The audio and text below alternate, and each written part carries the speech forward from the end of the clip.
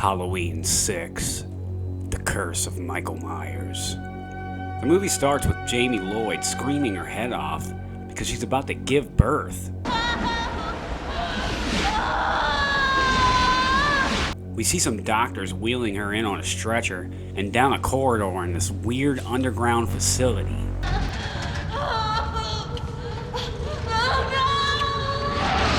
She delivers her child in this really uncomfortable scene.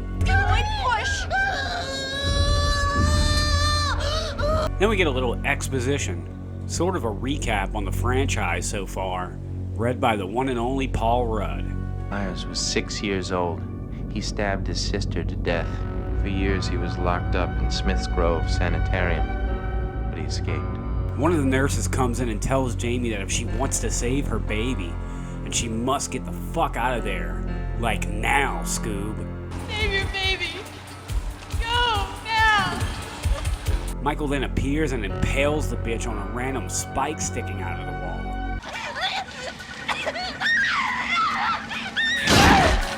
Yeah, my boy's still got it. Jamie, all the while being chased by the Shape, goes to make her escape in a truck when some guy comes up to stop her, and this happens. Jamie then barely escapes into the storm.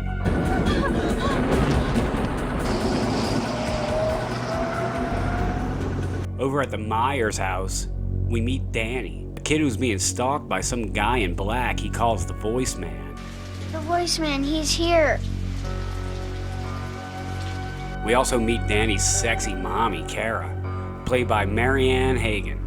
Apparently they've been adopted by the Strode family and even live in the infamous Myers house. Sexy Kara is getting undressed and getting ready to call it a night when she looks out of the window and sees a grown-up Tommy Doyle, played by Paul Rudd, spying on her from the house across the street. Damn, what a creepo. Tommy calls in a local radio station and recounts the horrific events of that one fateful Halloween when he met the boogeyman. I was only 8 years old when I saw him, but I was one of the lucky ones. I survived. Cut over to the Loomis residence where we see an old friend. What happened to that psychiatrist of his, Loomis? I heard the old quack was dead. Not dead. Just very much retired. Jamie arrives at an empty bus station and decides to call into the hotline to try to reach out to Dr. Loomis for help. Michael Myers. Dr. Loomis, are you out there? Can you hear me, Dr. Loomis? I need your help. Please, no, stop that. Jamie's driving down some road when Michael cruises up behind her to say hello.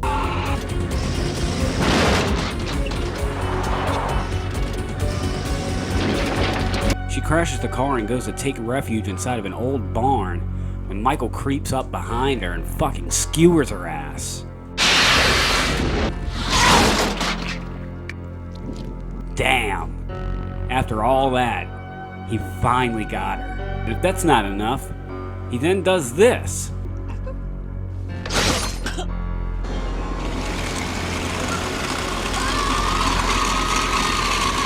Brutal as fuck.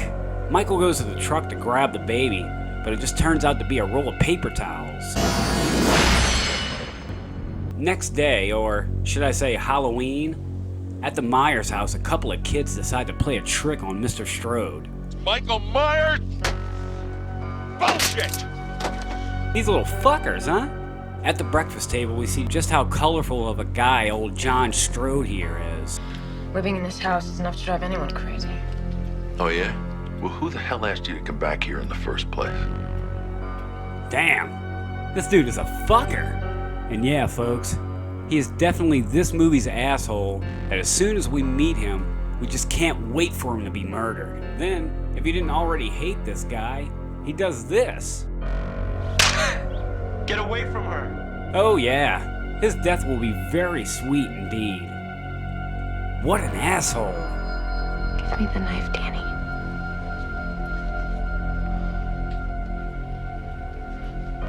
Cut to Loomis and Dr. Wynn being informed that Jamie's body was found. Her body was found this morning near Haddonfield. Over at Tommy's place, he's listening to the tape from last night and here's a clue to where she may have been. Dr. Loomis, are you out there? Can you hear me, Dr. Loomis? I need your help. God, please help. May I have your attention, please? He goes to the bus station and actually finds Jamie's baby in a cabinet in the bathroom. Well, that explains where the baby went. Cut to the crime scene where it seems that Michael left a message for his old friend Sam Loomis.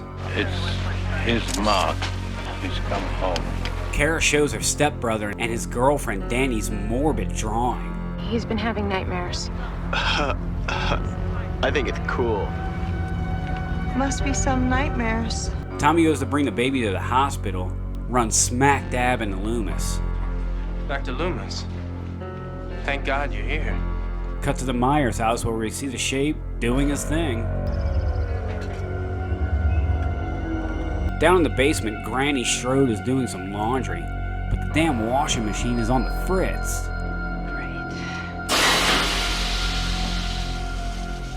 Remember that washing machine, folks, because it's going to come into play later on. Mrs. Strode is just wandering around the dark house because horror movie when jump scare. Mrs. Strode, Oh shit! It's just Loomis. Who are you? I came to help your family. Over at Tommy's place, he's giving the baby a name. Stephen. You like that name? Yeah, I think it suits you.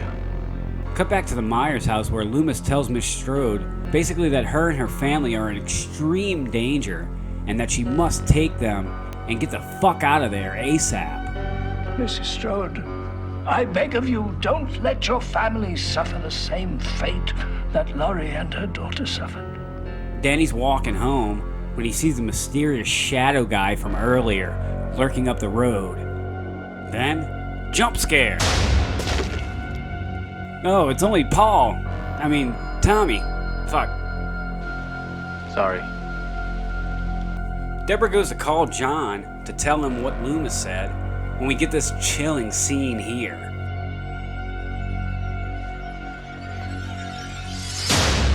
He chases her out into the yard, and just when she thinks she lost him, this happens.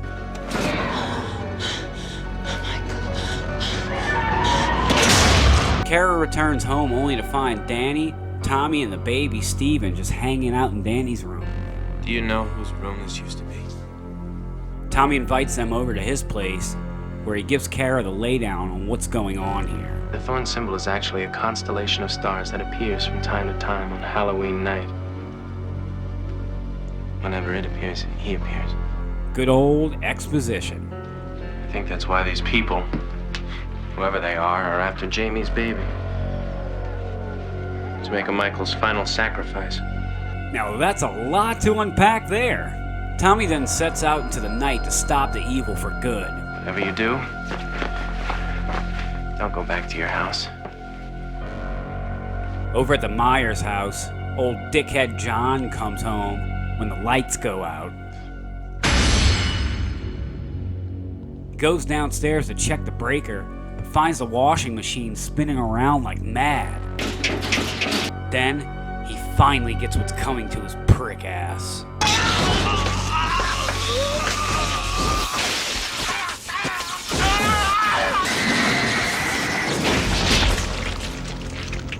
At the Halloween festival, Barry Sims from the radio talk show Back Talk finds out that Butthead here lives in the legendary Myers house. Just look at Tim's family.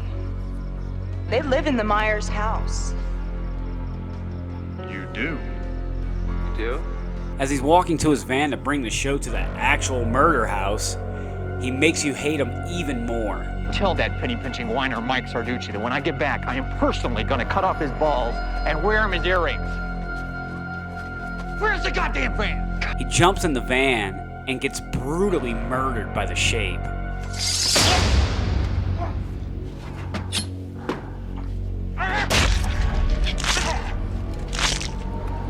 The two middle-aged teens go home to fuck, of course, but they both just end up being slaughtered. He's right behind you. Can't have sex in a horror movie, man. Come on. With everyone now out of the way, Michael goes after Kara and Danny. He almost gets him too. Get him upstairs! Now! They get inside the house just in time, and this is where we find out who the voice man or whatever really is. No. Please. It was that fucking traitor Wynn all along, and it's not just him. God, hurry, we have to... Oh no, Mrs. Blankenship, you too? Damn it! Loomis and Tommy head over to Smith's Grove Sanitarium to confront Wynn's evil ass. I was getting worried, Sam. I was afraid you wouldn't make it. When out of nowhere, some henchmen just knock him out immediately, pretty much. Well, we'll give Dr. Loomis a little time to think about it. After seeing this creepy woman die who was obviously stabbed by old Mikey, Shit. Tommy finds the room that Kara's in and gets her out in the nick of time. Second longer and they would have been fucked.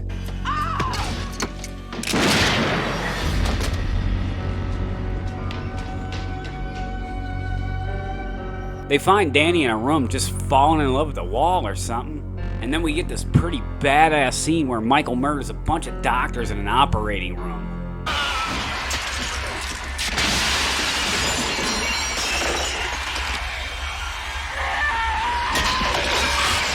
Now that is badass. They then grab the baby and get the fuck out of there. One of the doctors escaped somehow, only to be murdered down the hallways.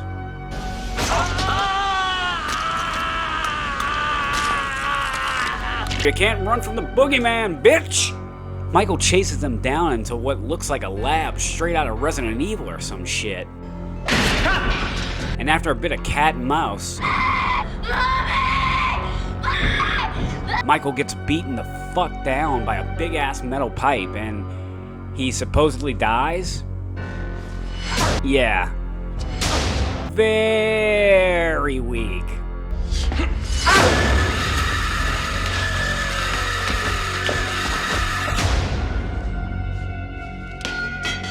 But it's not over yet, because right as Kara and the gang are heading out, Dr. Loomis feels he should hang back because Michael was his patient and all, and goes back in there, only to be murdered by a not dead Michael Myers.